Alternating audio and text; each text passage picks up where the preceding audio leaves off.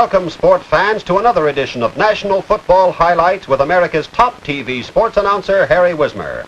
Have you seen this week's edition of Look magazine? When you get your copy, be sure to turn to page 88 and read about the sportsman on the spot. It's fascinating reading about America's all-American sports announcer, Harry Wismer. Many thanks to the publisher, editors, writers, and photographers of Look magazine. I'm deeply aware of, and I think most all America knows of, the splendid job they have been doing for American sports, which is to say, American youth.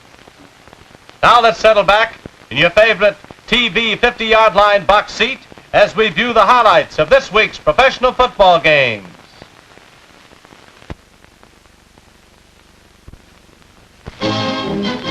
Chicago fans got a look at those mighty Cleveland Browns as they arrived in Comiskey Park for a clash with the Chicago Cardinals. It turned out to be a trying experience for the Cardinals and their fans alike. Otto Graham opens the throttle on the Cleveland steamroller with a short pass to Ken Carpenter, who goes for a first down on the Chicago 26.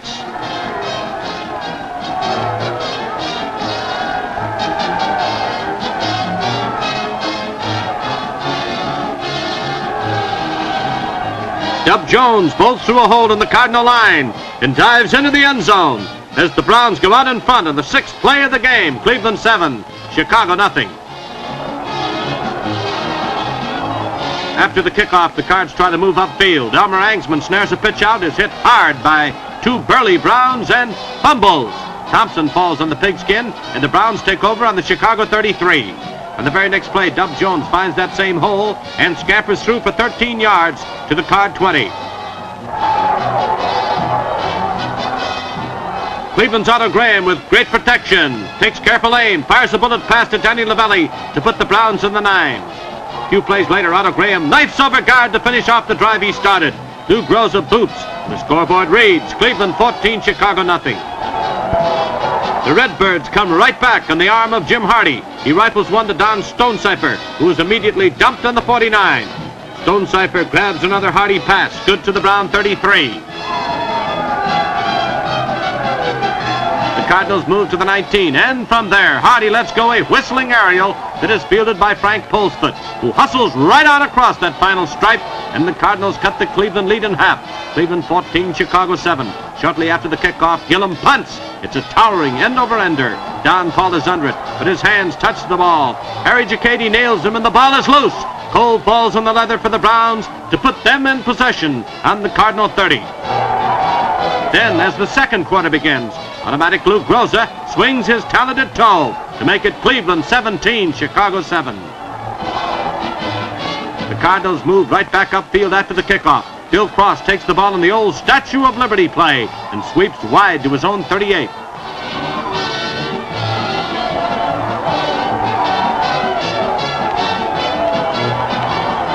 Then Hardy pitches a perfect strike to Bill Cross, who is rolled up on the Brown 33 after a 29-yard gain.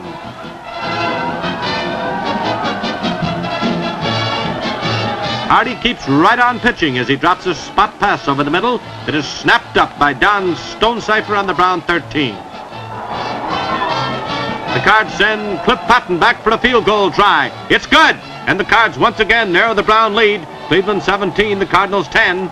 The Browns strike back. Graham flips to Dub Jones, and he twists his way to the Chicago 44. With a minute left to go in the half, Otto Graham standing in the 35, heaves a long one into the end zone. Danny Lavelli is there, and at halftime the Browns are out in front. Cleveland 24, Chicago 10.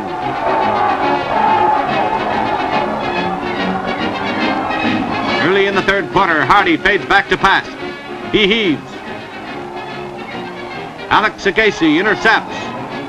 He laterals to Tommy Thompson, who laterals to Tony Adamley, who is herded out of bounds by a quartet of Redbirds on the Chicago 47.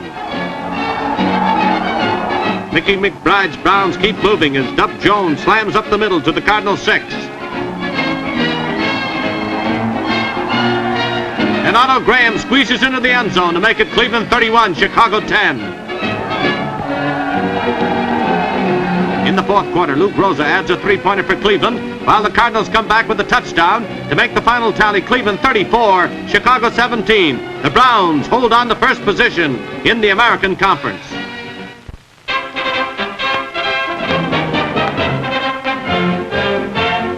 Jimmy Phelan's New York Yankees invaded the Polo Grounds and met the mighty hometown Giants head-on in a thrilling and crushing interconference gridiron struggle before 25,000 frosted fans. In the first quarter, the Giants' Chuck and Charlie Connolly drops back, heaves into the flat. Bob McChesney wraps it up for 12 yards before stepping out of bounds on the Yank 20. Failing to reach pay dirt, Ray Poole steps back and neatly splits the uprights with a field goal to give the Giants a 3-0 lead. Moments later, the Yanks march goalward. Bob Solari goes back to pass.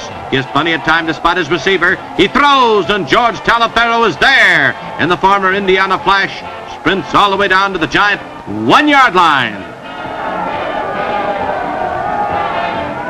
Taliaferro is given the responsibility, and over he goes as he crashes the Giant forward wall to rack up the Yanks' first score. The extra point is good, and the Yanks lead 7-3. After the kickoff, the Giants' Charlie Connolly cranks his right arm into action. Behind a wall of protection, he sends a mighty heave downfield. Bob McChesney makes a beautiful catch. He fights for more yardage and is brought to a halt on the Yank 18. 3 plays net the Giants only 1 yard. So Ray Poole again splits the uprights with a perfect field goal, and the Giants move to within 1 point of the Yanks. Yankees 7, Giants 6. Near the end of the first period, the Yankees penetrate to the Giant 43, but Bob Solari's aerial goes astray. Giant Tom Landry takes it on his own 45, and letting his blockers do the work, he proceeds to thread his way through the bewildered Yanks to go over for the score. Ray Poole converts, and the scoreboard now reads 13-7 Giants at the end of the first period. Early in the second quarter, Ray Poole boots his third field goal, and the Giants now lead 16-7. After the kickoff, the Yanks failed again.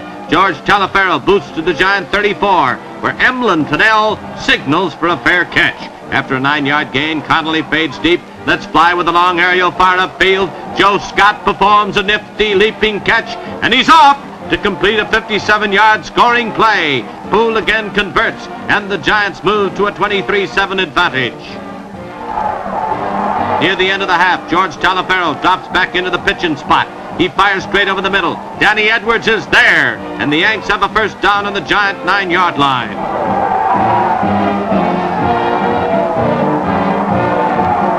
Sally Toth picks up 4. Then Sherm Howard bulldozes his way through the Giant forward wall for the touchdown. Harvey Johnson converts, and the half ends with the score Giants 23, Yanks 14.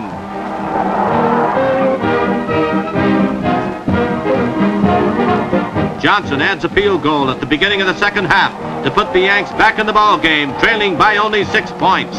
Johnson kicks off and now gets set for the play of the game. Waiting in the end zone, Emlyn Tunnell gathers it in, sprinting straight up the middle. He squeezes through the Yanks secondary and races all the way to complete a 100-yard touchdown thriller. The extra point is good, and the Giants lead 30-17.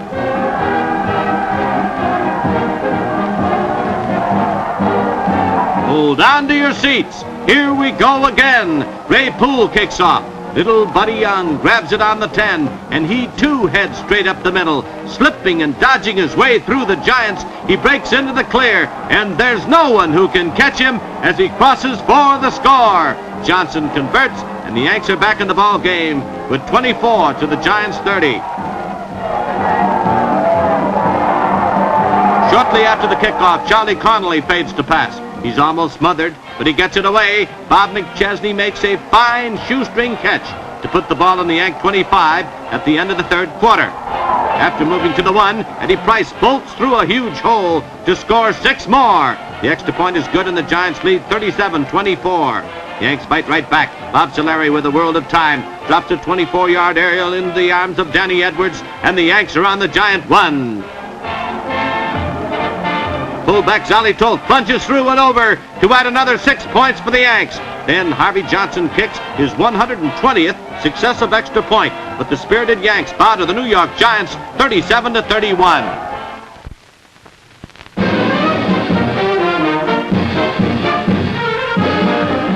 32,000 stormed Griffith Stadium in the heart of the nation's capital to watch the Washington Redskins go into a powwow with the visiting Chicago Bears.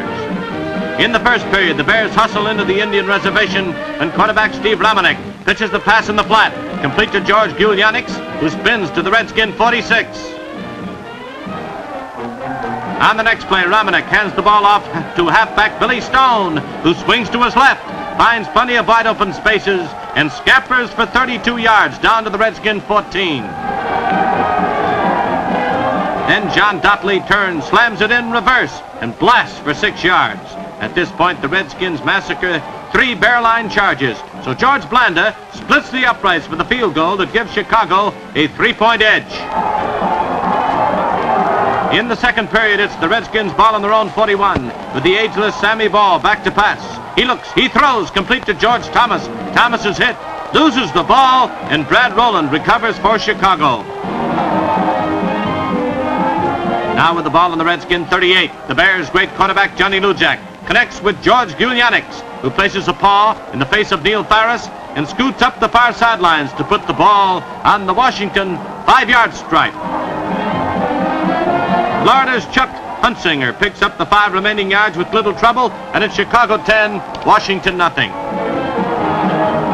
With only 2 minutes remaining in the first half, the Bears come stalking into Redskin territory again. On a pitch out, John Dotley picks up 20 yards, putting the ball on the Redskin 38.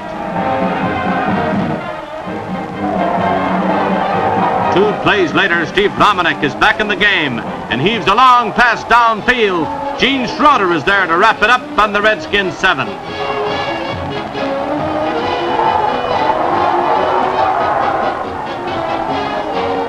Romanek again drops back, lobs the ball over the middle. Don Kent has it and drops into the end zone. Chicago 17, Washington nothing at the halftime intermission. Regardless of the score, these Washington lovelies can still find something to dance about. Start of the third quarter, Bears ball on their own 30. Julie Rykovich swings to his left, heads upfield, but the action gets rough and tumble. Rykovich fumbles, and the Redskins' big John Batichewski dives in to recover. From midfield, the Oklahoma Mule Train, Leon Heath, lowers his head, drives to the Chicago 40. The Redskins appear determined to do something about that lopsided scoreboard. Bob Good on the pitch out, gets behind some mighty downfield blocking, rolls all the way to the Bears' 19 before he's crumpled up. The Redskins are still on the warpath. Bob Good dives into the Bear line to make it first down on the Chicago 7. Now the Redskins have 4 downs to put it across. First, Heath is piled up at the line of scrimmage. Second down, Good attempts to sweep right in, but Bear tackle Cowan comes out of nowhere to break it up. Third down, 4 yards from a touchdown. The Redskins send Good into the line for a 2-yard pickup. Fourth down, Bear linebacker Don Kent quickly snuffs out Leon Heath's attempt to flank the line.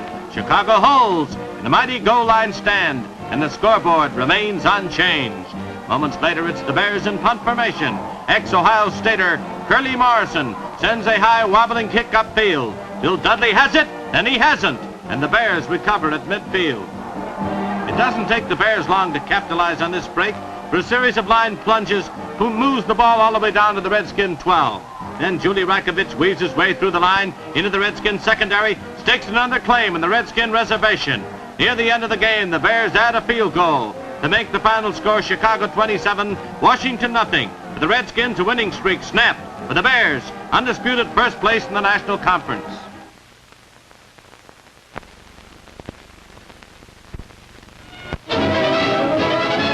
At Forbes Field in Pittsburgh, with United Nations veterans as their guests, the single-wing Steelers took on the Philadelphia Eagles in an all-Pennsylvania clash. Early in the first quarter, the Birds find themselves back to their own 19, and Adrian Burke punts out of danger. Pittsburgh's Howard Hartley takes it on the Steeler 44 and gets 6 yards into Eagle territory before he is stopped.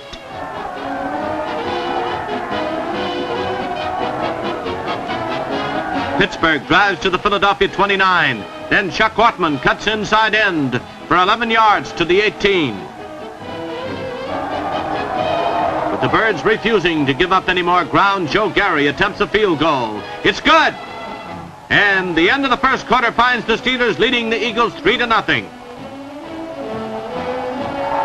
In the second period, Burke passes for the Eagles from deep in his own territory. It's intercepted by Jerry Shipke, and he races across the goal line to make it Steelers 10, Philadelphia Eagles nothing. Now it's the Steelers backed up to their own goal line. Joe Gary punts. The ball bounces to midfield. Dan Sandifer scoops it up, puts on a classy performance as he carries all the way to the Pittsburgh 26.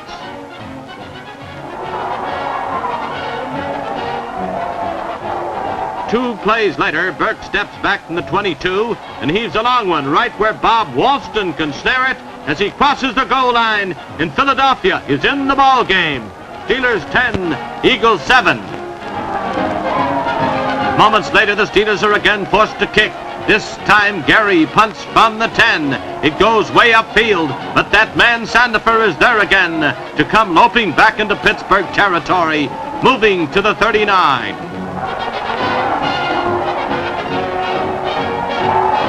Burke takes to the air once more, spots Pete Pihos, and hits him for a first down on the 25.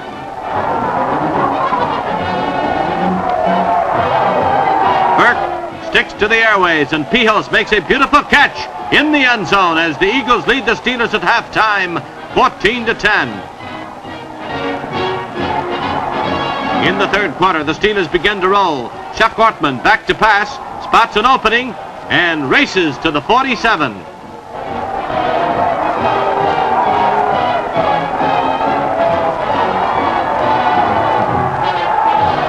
On the next play, Lynn Shadnoy goes wide for a first down on the Eagle 41. But the Eagles won't budge, and again, Joe Gary provides a perfect placement to narrow their lead to 1 point. Eagles 14, Steelers 13.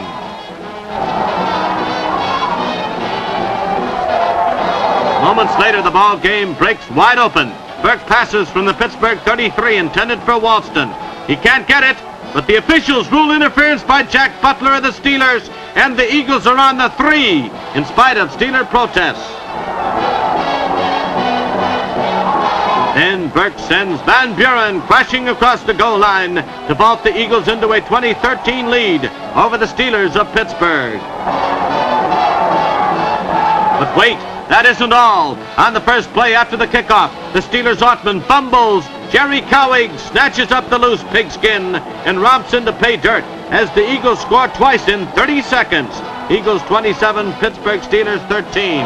Late in the game, the Eagles pile on another tally as Burke passes to Sandifer, who turns in one of the best runs of the day, bowling over Steelers right and left and making the final score, Eagles 34, Steelers 13, to keep the Eagles in championship contention.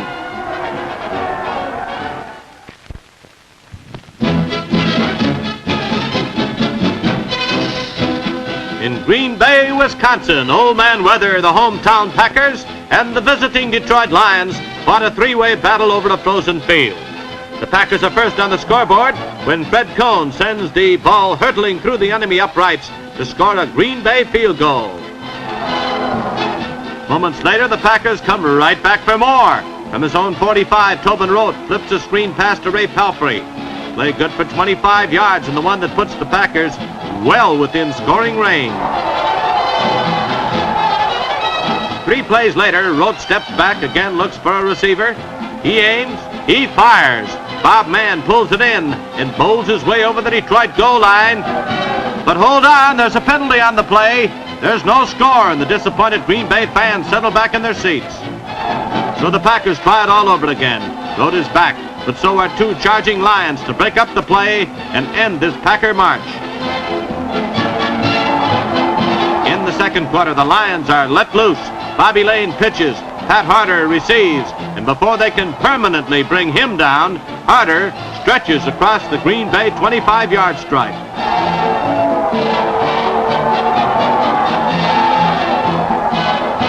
Three running plays fail, so Doak Walker boots a field goal, and the score is knotted at 3-all.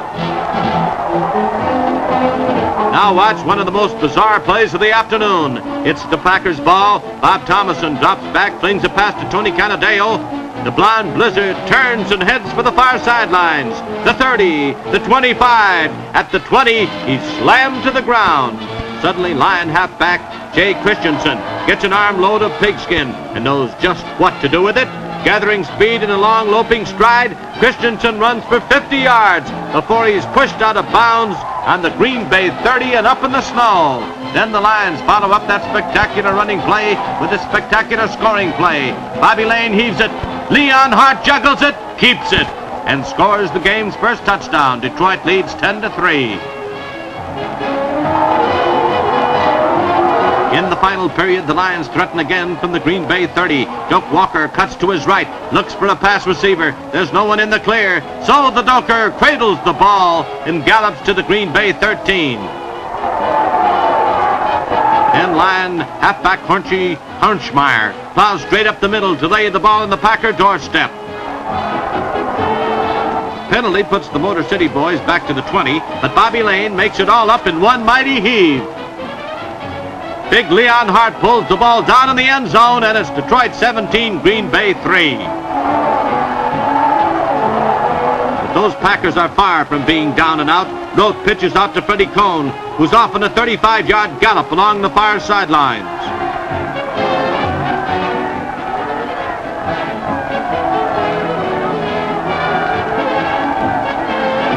Packers stick to the ground in a successful march to Detroit's 25. Then Rote finds the mark again. Tony Canadeo is the target, and it's first down Packers with goal to go.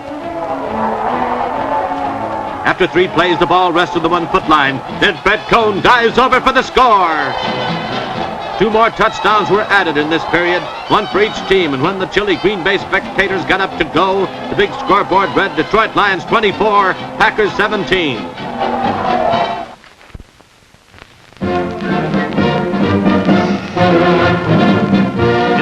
Los Angeles Coliseum, 56,000 witnessed an encore between the Rams of Los Angeles and the San Francisco 49ers. Last week, the 49ers came out on top. This week, the cheering Los Angeles crowd doesn't want to see it happen again. Early in the game, from the Ram 30-yard line, a Waterfield to Towler pass picks up 30 yards and puts the ball on the 49er 40. 3 plays gain nary a yard, so it's Waterfield back to attempt a 35-yard field goal. The ball is down. The kick is up in the air. It's good. The Rams are off to a 3-point lead. And that's not all. Moments later, after a recovered fumble, the Rams are again in the 49er camp. Fullback Dick Horner drives straight up the middle to put the ball in the 14. Then Vitamin T. Smith takes a Waterfield handoff, finds a gaping hole in the line, and blasts into the 49er secondary before he's finally rolled up at the 2. And a quarterback sneak. Bob Waterfield follows his burly center into the end zone, and it's Los Angeles out in front, 10-0. But hang on to your hats. Here's a play that gives the Frisco fans a chance to cheer. That man bowling his way through Ram tacklers is Joe the Jet Perry, and he's off on a sensational 58-yard gallop up the far sidelines, faking and dodging tacklers, and finally hurtling into the Ram end zone. Score Los Angeles 10, San Francisco 7. It's the 49ers ball on their own 42. Y.A. Tittle drops back. He looks. He throws. But an alert Ram defender named Don Paul winds up with the ball and delivers it to the Frisco 30. Then Bob Waterfield's right arm snaps into action. His pass is complete to Elroy Hirsch to put the ball in the 16. 3 Waterfield passes are not enough for a first down. What he can't do with his arm, he does with his toe. His field goal is good, and it's Rams 13, 49ers 7. In the second half, the 49ers come right back. Joe Perry sweeps to his right, picks up momentum, and slams into the Ram defenders for a 20-yard pickup. Then Frankie Albert tucks the ball under his arm, fakes a forward pass, and sweeps the other end for 11 more. A powerful ground march puts the ball to rest in the Los Angeles 7. Then the ex-Stanford quarterback Frankie Albert, on a bootleg play, sweeps the left end of the Los Angeles line and sprints into the end zone. The extra point is no good, but the seesaw scoring is balanced at 13 all. With seconds remaining in the third quarter, Waterfield drops back to his 25, lobs a pass over the line, but it's short-circuited by 49er defender Jim Cason, and the quarter ends with San Francisco in possession deep in Los Angeles territory. When a stubborn Ram defense stops the 49er march at the 2, Gordon Soltaw drops an 11-yard field goal squarely between the uprights, and the 49ers go out in front for the first time, 16-13. Midway through the final period, the Rams bounce right back and bring the crowd to its feet on the longest scoring play of the day. Waterfield's long pass is gathered in by Elroy Hirsch on the 49er 40, and Crazy Legs sprints all the way for the touchdown. The extra point is missed, but the Rams again go out in front 20-16. Moments later, San Francisco's George Strickland fumbles on a line play, and rookie Jim Winkler recovers for L.A. There's not much time remaining. This may be an opportunity for the Rams to build their slim lead, and Bob Waterfield is a man who will attempt to do just that. Davis takes the pass from center. Waterfield's foot comes through to send the ball squarely between the uprights. The scoreboard lights up the final score. Rams 23, 49ers 16, and is everybody happy in Los Angeles?